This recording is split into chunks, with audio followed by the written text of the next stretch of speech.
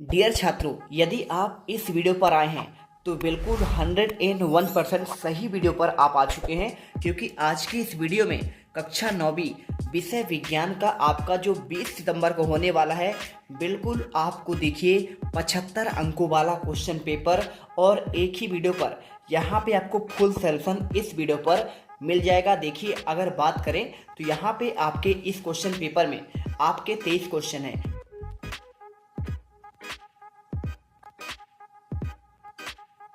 हमने आपको ऑब्जेक्टिव का आंसर पहले ही आपको दे दिया है। यदि आपने नहीं देखा है तो एक बार देख लो। पदार्थ की कितनी अवस्थाएं होती हैं, तो आपको आंसर आपको 3 लगाना है। सेकंड क्वेश्चन देखिए, एक कोशिकी से 2 कोशिकी का बनना कहलाता है, तो आपको देखिए आंसर कोशिका आपका विभाजन करना है। मोमबत्ती का जलना क्या है, तो देखिए केवल आपका रासायनिक परिवर्तन है। क्वेश्चन चौथा देखिए, किसी वस्तु के वेग में परिवर्तन की दर क्या कहलाता है, आंसर आपको यहाँ पे त्वरण करना है।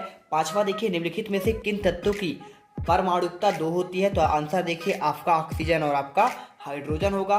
एक तत्व के समस्थानिक कितने होते हैं, तो आपका देखिए न्यूट्रॉन की अलग अलग आपकी संख्या। इसके बाद देखिए आपका यहाँ पे आता है रिक्त स्थान वाले क्वेश्चन। क्या पूछा गया, बर्फ का गलनांक कितना होता है, 273 केल्विन होता है। इसी के साथ देखिए बर्फ, जल तथा जलवाष्प के कौन से गुण आपके होते हैं, समान होते हैं, रासायनिक गुण। समसूत्री विभाजन में कौन सी कोशिकाएं होती है, तो आपका कायिक हो जाएगा। गति की मापन इकाई क्या है, देखिए तो आपका यहाँ पे हो जाएगा एमएस हो जाएगा। ठीक है, आप यहाँ पे देख सकते हैं इन सभी का आंसर। देखिए क्वेश्चन आपका जो दो दिया ना रिक्त स्थान वाले क्वेश्चन, तो इसका आंसर देखिए आपको यहाँ पे देखने को मिल जाएंगे। पूरे क्वेश्चन का आंसर देखिए, इसका रासायनिक, तीसरे का आपका कायिक, चौथे का आपका एम मीटर प्रति सेकेंड, चौथे का आंसर देखिए बहुपरमाणुक आयन, और पांचवे का आंसर आपका यहाँ पे परिवहन हो जाएगा। इसके बाद देखिए आपका यहाँ पे सही जोड़ी आता है। इसके अगर मैं आंसर की बात करूं तो आपको देखिए आंसर आपको यहाँ पे ये मिल जाएगा। ठीक है, ये आपका आंसर पूरा लगा हुआ है। आप चाहो तो यहाँ से कर लो, कोई दिक्कत नहीं, जहां से आपका मन करे कर लीजिए। इसके बाद देखिए आपका आता है एक वाक्य फिर एक शब्द में आपका उत्तर पूछा गया है। तो अगर देखिए इसका आंसर की बात करूं मैं, तो सभी के आंसर देखिए पूरे 6 के 6 क्वेश्चन के आंसर आपको जो है यहाँ पे सामने दिए गए हैं। 300 केल्विन तापमान का डिग्री सेल्सियस में क्या मान होगा, तो आपका 27 डिग्री। और वह विलयन जिसमें विलेय पदार्थ की मात्रा संतृप्त स्तर से कम होती है, असंतृप्त। और कोशिका सिद्धांत वाले वैज्ञानिक का नाम क्या है, स्लीडन एवं सॉन हो जाएगा। और लाल रुधिर कणिकाओं का जीवन काल कितने दिन होता है, तो आपका 120 दिन। एक गाड़ी का ओडोमीटर किसका मापन करता है, तो आपका चली गई दूरी का। और एवोगैड्रो संख्या का मान क्या होता है, तो 6 पॉइंट देखिए आपका ये आपका सही आंसर हो जाएगा। अगर चाहो तो आपका आंसर यहाँ भी आपका लिखा गया है। ठीक है, तो चाहो तो आप यहाँ से कर लीजिए। इसके बाद देखिए सत्य असत्य वाले क्वेश्चन का आंसर आपको ये दिया गया है। गैसीय अवस्था में कणों की गति अनियमित और अत्यधिक तीव्र होती है, आपका सत्य होगा। मिश्रण एक अधिक अनिश्चित पदार्थ मिले होते हैं, आपका सत्य है। कोशिका का जीवन का संरचना और आपका कार्यात्मक इकाई नहीं है, तो आपका असत्य हो जाएगा। वेग में परिवर्तन की दर आपका क्या औसत वेग कहलाता है, असत्य है। और कैल्शियम पर परमाणु द्रव्यमान क्या आपका 40 होता है, आपका सत्य है। रक्त और प्लाज्मा संवहनी संयोजी ऊतक है, आपका ये सत्य होगा।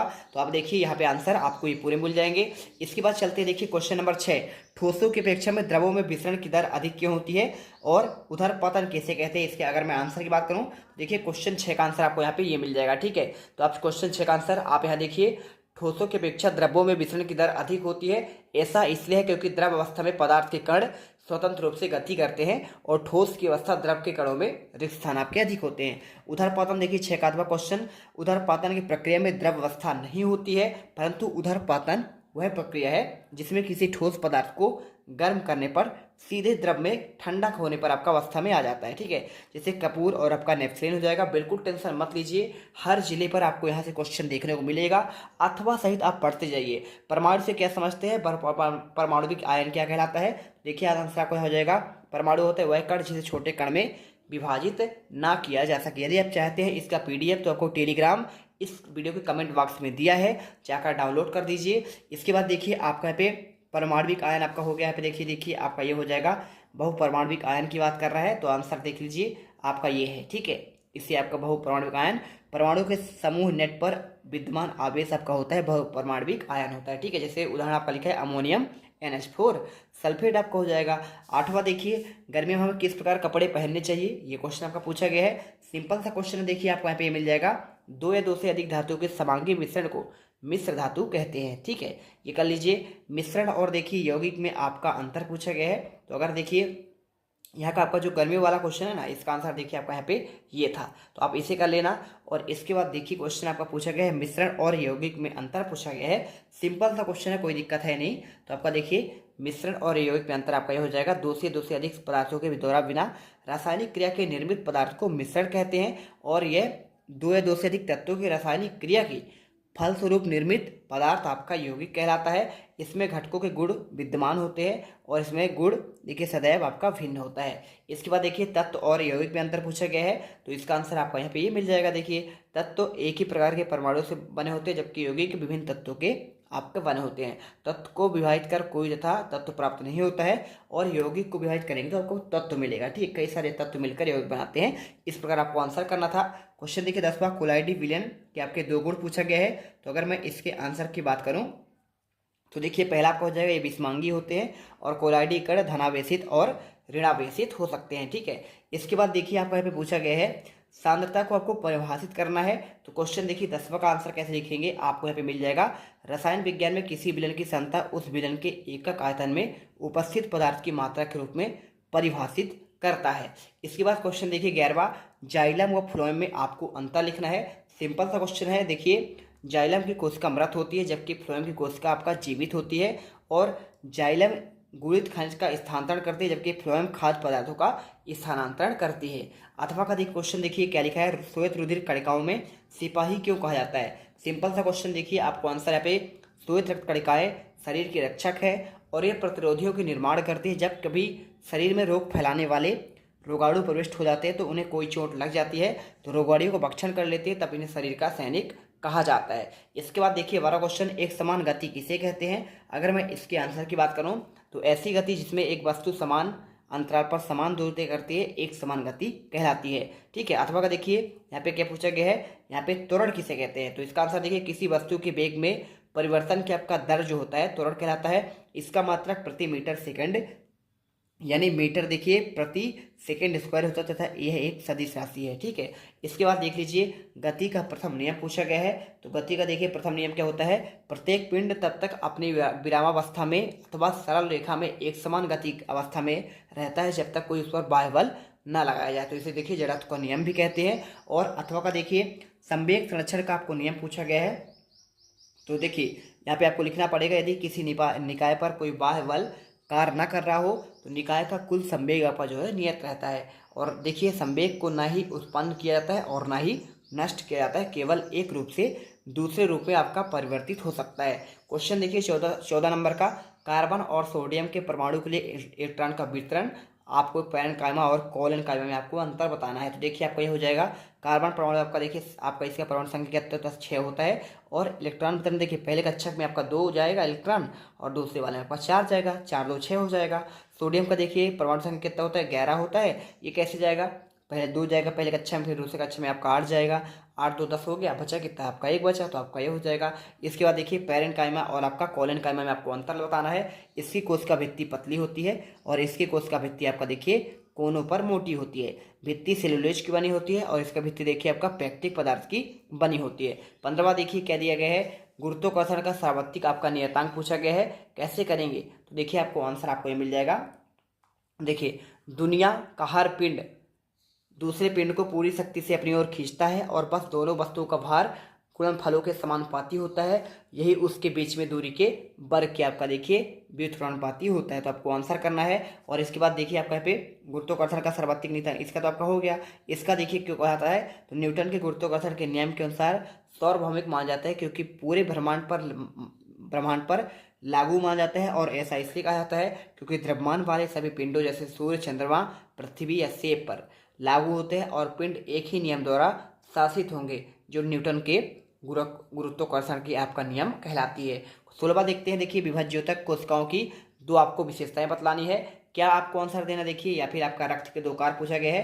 तो देखिए विभाज्योतक की कोशिकाएं पतली भित्ति, सघन कोशिका द्रव और स्पष्ट केंद्रक वाली रिक्तियां विहीन होती है। आपको ये उत्तर लिख देना है। अथवा का देखिए आपका यहाँ पे पूछा गया है आपका रक्त के बारे में। देखिए रक्त शरीर के ऊतकों की ऑक्सीजन और आवश्यक पोषक तत्व जैसे वसा, शर्करा, खनिज और विटामिन पहुंचाता है। रक्त कार्बन डाइऑक्साइड को फेफड़े तक ले जाता है और रक्त देखिए अपशिष्ट उत्पादों को शरीर से बाहर निकालने के लिए भी किडनी तक ले जाता है। तो ये आंसर हो गया। संसूत्री विभाजन किसे कहते हैं। तो देखिए आपको आंसर लिखना है। संसूत्री विभाजन ऐसे विभाजन जिनमें बनने वाली पुत्री कोशिकाओं में गुणसूत्रों की संख्या मात्र कोशिकाओं के समान हो, उसे कहते हैं समसूत्री विभाजन। बर्फ का टुकड़ा जल पर क्यों तैरता है, ये क्वेश्चन आपको पूछा गया है। तो बर्फ पानी पर इसलिए तैरता है क्योंकि बर्फ का घनत्व पानी के घनत्व से कम होता है। जब बर्फ का टुकड़ा पानी में डाल दिया जाता है तो उसका भार उसके द्वारा हटाए गए भार के आपके भार से कम होता है। ठीक है, इसके बाद देखिए आपका यहाँ पे क्वेश्चन, आपका जो अगला क्वेश्चन देखिए आपका दिया गया है 18वां। इसमें देखिए क्या पूछा गया है, अंतः प्रद्रव्य जलिका के 3 कारक पूछा गया है। तो देखिए आपको आंसर कैसे लिखना है। खुरदुरी अंतर्द्रव्य जलिका के ऊपर राइबोसोम पाए जाते हैं जो प्रोटीन संश्लेषण का कार्य करते हैं। और इसी के साथ देखिए चिकनी अंतर्द्रव्य जलिका एसियर वसा और लिपिड अणुओं को बनाने में सहायता करती है। और कोशिका द्रव्य में विभिन्न क्षेत्रों में मध्य कोशिका गर्भ के लिए देखिए केंद्रक के मध्य आपका मुक्ता प्रोटीन के परिवहन के लिए नलिका के रूप में कार्य करता है। इसके बाद देखिए आपका यहाँ पे अमीबा में भोजन कैसे प्राप्त करता है। तो देखिए आपको आंसर आपको यहाँ पे मिल जाएगा। अमीबा एंडोसाइटिस प्रक्रिया द्वारा बाह्य वातावरण में अपना भोजन प्राप्त करता है और इसकी प्लाज्मा झिल्ली के अंदर मुड़कर कप के आकार का गड्ढा बना लेती है जिसमें भोजन प्रवेश कर जाती है। इसके बाद यह खाद्य धानी के रूप में आपका ले लेता है। इसके बाद देखिए माइटोकॉन्ड्रिया कोशिका का बिजली घर क्यों कहा जाता है। तो देखिए माइटोकॉन्ड्रिया में एंजाइम होते हैं जो भोजन पदार्थों को ऑक्सीकरण करके ऊर्जा का आपका निर्माण करते हैं। एटीपी के रूप में एकत्र होती है और ऊर्जा बहुत सी जैविक प्रक्रियाओं में काम आती है। अतः माइटोकॉन्ड्रिया को ऊर्जा का यहाँ पे बिजली घर कहा जाता है। अथवा क्वेश्चन देखिए आपको यहाँ पे कोशिका को जीवन की संरचनात्मक और आपका क्रियात्मक इकाई क्यों कहा जाता है। तो अगर मैं इसके आंसर की बात करूं तो देखिए आपको यहाँ पे ये आपको मिल जाएगा। कोशिका सभी जीवों की मूल इकाई होती है और इसकी रचना अनेक कोशिकाओं के द्वारा होती है। कोशिकाओं की आकृति आकार उनके विशेष कार्यों के अनुरूप होता है। कोशिकाओं के कारण ही कई कोशिका जीवित रहती हैं और सभी कार्य करती हैं, इसलिए कोशिका को जीवन की संरचनात्मक और आपका क्रियात्मक इकाई भी इसे कहा जाता है। क्वेश्चन देखिए आपका जो 20वां दिया गया है, अणु और परमाणु में आपका अंतर पूछा गया है, यानी एटम और आपका अणु में अंतर। और या फिर डाल्टन का परमाणु सिद्धांत के 3 आपको विशेषता बतलानी है। तो देखिए आपको ये हो जाएगा, वे किसी तत्व के सूक्ष्मकण होते हैं जैसे स्वतंत्र रूप से पाए जाते हैं और नहीं भी पाए जाते हैं। कौन से आटम, यानी आपका परमाणु। अणु देखिए ये एक समूह होता है जो एक बंधन द्वारा साथ आते हैं और इसके अलावा किसी यौगिक की सबसे छोटी इकाई भी होती है। ठीक है, यानी अगर तोड़ा जाए किसी यौगिक को तो यहाँ पे आपका सबसे छोटा इकाई आपका यहाँ पे अणु होता है। और अगर अणु तोड़ेंगे तो आपका यहाँ पे परमाणु मिलेगा। वे स्वतंत्र रूप से अस्तित्व में भी हो सकते हैं और नहीं भी। ठीक है, और ये स्वतंत्र अवस्था में आपका मौजूद होते हैं। ठीक है, इस प्रकार आपको लिखना है। इसके बाद देखिए 20 का क्वेश्चन आपको यहाँ पे देखिए डाल्टन के आपका परमाणु आपका जो आपका नियम है ना, इसको आपका 3 बताने हैं। देखिए परमाणु सिद्धांत के 3 विशेषता। तो देखिए पहला आपका हो जाएगा, परमाणु को विभाजित नहीं किया जा सकता। किसी भी रासायनिक अभिक्रिया के दौरान परमाणु को न तो उत्पन्न किया जा सकता है और ना ही इसे नष्ट किया जाता है। किसी एक तत्व के सभी परमाणु आकार, द्रव्यमान आदि गुणों को एक दूसरे के समान होते हैं। और इसी के साथ देखिए आपका यहाँ पे पादप कोशिका और इसका नामांकित चित्र भी बनाना है या फिर आपका जंतु कोशिका का नामांकित चित्र बनाना है। आंसर कैसे लिखेंगे देखिए मैं आपको बता रहा हूँ यहाँ पे। तो देखिए आपको यहाँ पे आंसर जो है आपको ये चित्र बनाना है। केंद्रक हो जाए, कोशिका द्रव हो जाए, गाल्गी इकाई, कोशिका भित्ति, प्लाज्मा झिल्ली, क्लोरोप्लास्ट। आपको इस प्रकार से आपको पूरा चित्र बनाना है और आपको इसमें लिखना भी पड़ेगा। रिक्तिका, माइटोकॉन्ड्रिया, अंतःप्रतिविजलिका, पादप कोशिका को लिख देना चित्र पे और गाल्गी इकाई, आपको ये सारी चीज़ें लिखना है।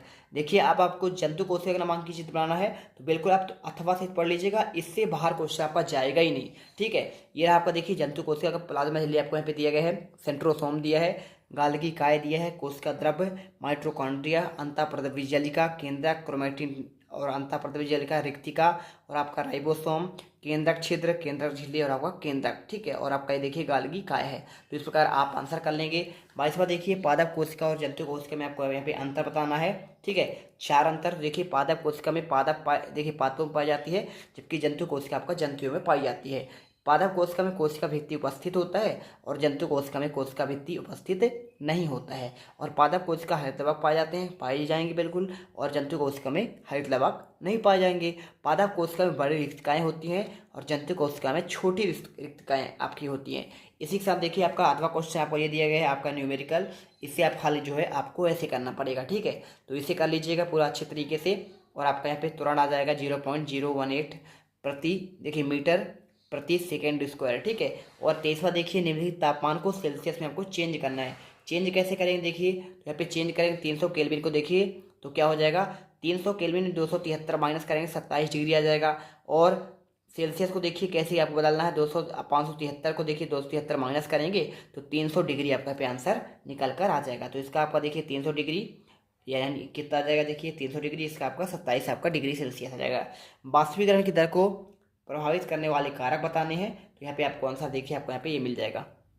तो इस प्रकार देखिए आपको यहाँ पे क्वेश्चन 23 की अथवा का आंसर, यहाँ पे पदार्थ के कण सदा गतिशील रहते हैं और निश्चित तापमान पर उनके कणों में गतिज ऊर्जा होती है जिस कारण वाष्पीकरण होता है।